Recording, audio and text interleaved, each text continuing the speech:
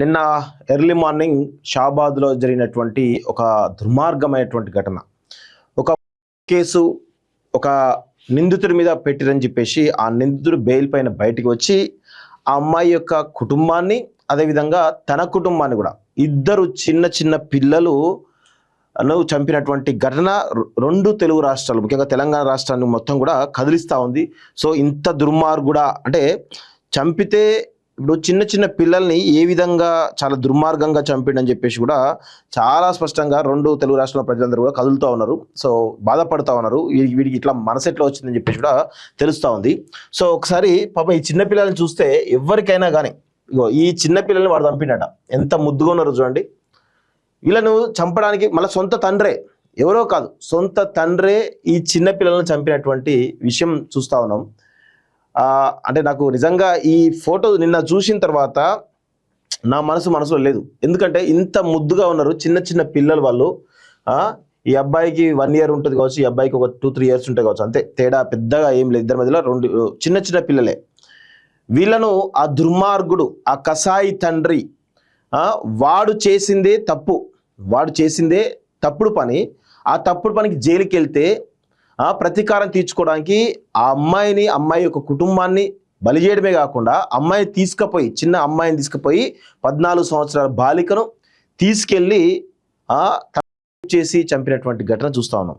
అదేవిధంగా వాళ్ళను, ఆ కుటుంబాన్నే కాకుండా తన సొంత కుటుంబాన్ని కూడా, తన భార్యను, ఆ పిల్లల్ని కూడా చంపి దాదాపు 6 చంపినటువంటి కసాయి ఎవడైతే ఉన్నాడో, నిజంగా చాలా చాలా చాలా చాలా దుర్మార్గం. దీనిలో రకరకాల వర్షన్స్ చూపిస్తున్నాయి. అక్కడ పిల్లలతోటి, అక్కడ ఉన్నటువంటి ప్రజలతోటి, లేకపోతే ఈ అబ్బాయి ఎవరైతే ఉన్నారో కిరాతకుడు వాళ్ళ సొంత బంధువులే ఆ కసాయిని తిడుతున్నటువంటి విషయం చూస్తా ఉన్నాం. ఆ కసాయి చేసినటువంటి పనికి వాళ్ళు తలదించుకునే పరిస్థితికి వచ్చారు. చాలా దుర్మార్గంగా దీనిలో ఈ సంబంధించినటువంటి కేసులో భాగంగా ఏ విధంగా పోలీసుల యొక్క నిర్లక్ష్యం చాలా స్పష్టంగా కనబడతా ఉంది. వాడు అంత తొందరగా బెయిల్ రావడం కారణం ఏంటి అని కూడా అన్వేషిస్తూ ఉన్నారు. సో నాకు తెలిసి వాడు దొరికితే కనుక 100% వాడిని ఎన్కౌంటర్ అయితే చేస్తారనేది ఖచ్చితంగా అనిపిస్తుంది, చేయాల్సిందే. ఎందుకంటే అలాంటి దుర్మార్గుడు సమాజంలో ఉండడం ఈరోజు సమాజానికి చాలా పెద్ద అవమానకరం, అదేవిధంగా ఆ సమాజానికి ప్రమాదం. అలాంటి వాడిని ఇమీడియట్గా ఎన్కౌంటర్ చేయాల్సిందే, తప్పేం లేదు. ఎందుకంటే సొంత కుటుంబాన్ని, అదేవిధంగా అమ్మాయి యొక్క కుటుంబాన్ని, ఈ 2 కుటుంబాల్లో 6 కిరాతకంగా చంపినోడిని మళ్ళీ తీసుకుపోయి జైల్లో పెట్టి అది చేస్తామంటే ఎట్లా కుదురుతుంది? కానీ ఇలాంటి వాళ్ళు సమాజానికి ప్రమాదకరం. మళ్ళీ బెయిల్ మీద వచ్చి మళ్ళీ ఎలాంటి దుర్మార్గాలు చేయడం నమ్మకం ఏంది? సో అందుకే వాడి కోసం తీవ్రంగా పోలీసులు అయితే సెర్చ్ చేస్తూ ఉన్నారు. సో వాడు మరి ఎక్కడున్నాడో ఏందో ఇంతవరకు దొరకట్లేదు. చాలా రకాలుగా డిపార్ట్మెంట్ ఒక సవాల్గా మారింది. ఆ అబ్బాయి ఎవరైతే ఉన్నాడో వాడు, రాజ్ కుమార్ అనేటువంటి వాడు ఎవరైతే ఉన్నాడో వాడిని దొరకబెట్టడం పోలీసులకు పెద్ద కత్తి మీద సాములాగా సవాల్గా మారింది. చూద్దాం మరి ఈరోజు రేపు దొరకబడతారా లేదా అనేది చూడాల్సినటువంటి అవసరం అయితే ఉంది. సో అయితే దీనికి సంబంధించి ఒకసారి మనం చూద్దాం. కేసు పెట్టారని ఉన్మాది నరమేధం, 6 గొంతు కోసం చంపినటువంటి కిరాతకం. నిందితుడి చేతిలో హత్యకు గురైనటువంటి తన భార్య సరిత మరియు పిల్లలు పరీక్షిత్, దైవీక్షిత్ అట. పేర్లు కూడా ఎంత అద్భుతంగా పెట్టినట్టు. పరీక్షిత్, దైవీక్షిత్ అంటే రేర్గా ఉంటాయి పేర్లు కూడా. సో ఎంత ముద్దుగా ఉన్నారు వీడు నిందితుడు ఈ రాజ్ కుమార్ అనేటువంటి సొంత భార్యని, సొంత పిల్లల్ని చంపిండు. నాకైతే నిజంగా నిన్నటి నుంచి ఈ పిల్లల్ని చూస్తూ ఉంటే మనసులో లేదు. అరే ఇంత పసిమొగ్గలు ఎంత ముద్దుగా ఉన్నారు, వీళ్ళను చంపాలని వాడికి ఎట్లా అనిపించింది? సొంత తండ్రే కదా. సరే వాడంటే తప్పు చేసిన అనుకుందాం, కానీ పిల్లలు ఏం తప్పు చేశారు? ఎంత దుర్మార్గం చూడండి. ఇంకా ఆమె తల్లి నానమ్మతో పాటు మైనర్ బాలిక, ఆమె తల్లి నానమ్మతో పాటు తన భార్య, 2 కుమారుల దారుణ హత్య. పెళ్ళై పిల్లలుండి మైనర్ బాలికపై కన్ను. వేధింపులపై కేసు పెట్టినటువంటి బాలిక కుటుంబం. అరెస్ట్ కాకుండానే బెయిల్ తెచ్చుకున్నటువంటి నిందితుడు. అరెస్ట్ కాకుండానే బెయిల్ కూడా తెచ్చుకున్నాడ. చూడండి, కేసులో అరెస్ట్ కాకుండా బెయిల్ ఎట్లా వస్తుంది? అదేవిధంగా శుక్రవారం అర్ధరాత్రి 6 హత్య చేసి పరారి. తండ్రికి ఫోన్ చేసి హత్యల విషయం వెల్లడి. అర్ధరాత్రి వరుస హత్యలతో ఉలిక్కిపడ్డ షాబాద్. హత్యలకు ముందు బాధిత కుటుంబానికి బెదిరింపులు. పోలీసుల నిర్లక్ష్యం వల్లే ఘటన. స్థానికుల ఆందోళన. బాధిత కుటుంబానికి 5 లక్షల పరిహారం. SI suspension. సిఐపై శాఖాపరమైన చర్యలు. నిందితుడి ఆచూకీ చెప్తే 2 లక్షల బహుమానం అంటూ చూస్తాను. చూడండి, పోలీసులు ఒకవేళ నిర్లక్ష్యం వహించకపోతే, అంటే ఇది ఈ రేవంత్ రెడ్డి ప్రభుత్వంలో లా అండ్ ఆర్డర్ ఎట్లా మిస్యూజ్ అవుతుందో మేము కూడా చాలా సందర్భాల్లో చూసినాం. మొన్న ఒక షాయంపేట సంబంధించినటువంటి సిఐ ఎస్హెచ్ఓ అనే ఎస్ఐ యొక్క వ్యవహార శైలి ఎట్లా ఉందో వన్ సైడ్ మాట్లాడడము, తనే నిర్ణయాలు తీసుకోవడము, ఇవన్నీ జరిగినాయి. సో దీనివల్ల ఏమవుతుందంటే పోలీస్ స్టేషన్లో పోలీసుల పైన ఒక నమ్మకం పోతుంది.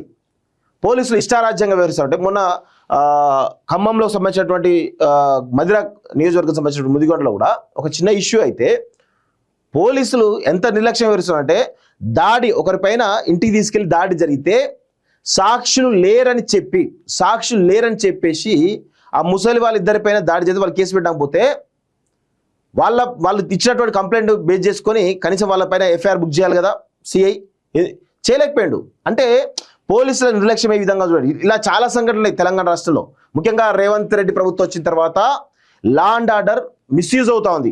పోలీసులు ఇష్టారీతిన ఎట్లా పడితే అట్లా కేసులు పెట్టడం, ఎట్లా పడితే అట్లా చేయడము, ఇవన్నీ జరుగుతూ ఉన్నాయి. సో దీన్ని ఎందుకంటే ఒక ఫుల్ టైం ముఖ్యమంత్రి, ఫుల్ టైం హోంమంత్రి లేకపోవడం వల్ల ఈ రాష్ట్రంలో లా అండ్ ఆర్డర్ మిస్యూజ్ అవుతుంది. దానివల్ల ఒకవేళ నిందితుడు రాజ్ కుమార్కి సంబంధించినటువంటి విషయంలో కనుక ఆయన ఆనాడే పోలీసులు అరే ఇట్లా ఎందుకు బెదిరింపులు చేస్తున్నారు అని చెప్పేసి కొంచెం గట్టిగా చేస్తే, అదేవిధంగా కేసు నమోదైన తర్వాత అరెస్ట్ కాకుండా బెయిల్ తెచ్చుకున్నాడంటే ఎంత వీక్ సెక్షన్స్ పెట్టిరో చూడండి. అంటే పోక్సోలో కూడా అంత వీక్ సెక్షన్స్ పెట్టిరు అంటే పోలీసుల యొక్క నిర్లక్ష్యమే కదా. పోయిండు, బెయిల్ తెచ్చుకున్నాడు అంటే నాకు తెలిసి అది స్టేషన్ బెయిల్దేమో. ఇట్లా పోలీసులు తమకు అనుకూలంగా రకరకాల వివిధ స్టేషన్లలో అమాయకమైన ఇబ్బందులు పెట్టి ఇలాంటి వాటికి కారణమవుతున్నారు. So police department set right కావాల్సిన అవసరం ఉంది. ముందుగా పోలీసులే దీనికి ప్రధాన కారణంగా కనబడతా ఉంది. బెదిరించిండు. ఒకవేళ అప్పుడే ఆనాడే పోలీసులు అంకా ఈయనను భయపెట్టి ఉంటే, ఆనాడే పోలీసులు అంకా ఈయన నివారించి ఉంటే ఈరోజు ఇంత దుర్మార్గం జరిగేది కాదు, ఇంత 6 బతికే వాళ్ళేమో. సో అదేవిధంగా చూడండి ఒకసారి, రంగారెడ్డి జిల్లా షాబాద్లో అత్యంత దారుణం చోటు చేసుకుంది. బాలికను వేధించేందుకు కేసు పెట్టారని కక్ష కట్టినటువంటి ఓ ఉన్మాది కిరాతకానికి పాల్పడ్డాడు. అర్ధరాత్రి ఇళ్లలోకి చొరబడి 6 దారుణంగా హత్య చేశాడు. బాలిక, ఆమె తల్లి, నానమ్మతో పాటు ప్రేమించి పెళ్లి చేసుకున్నటువంటి తన భార్యను ముక్కుపచ్చలారని 2 పసిపిల్లలను గొంతు కోసి చంపాడు. శుక్రవారం అర్ధరాత్రి జరిగినటువంటి ఈ నరమేధం రాష్ట్రంలో తీవ్ర సంచలనం రేకెత్తించింది. ఈ ఘటనలో పోలీసుల నిర్లక్ష్యం కూడా ఉండడంతో ప్రజాగ్రహం పెల్లుబికింది.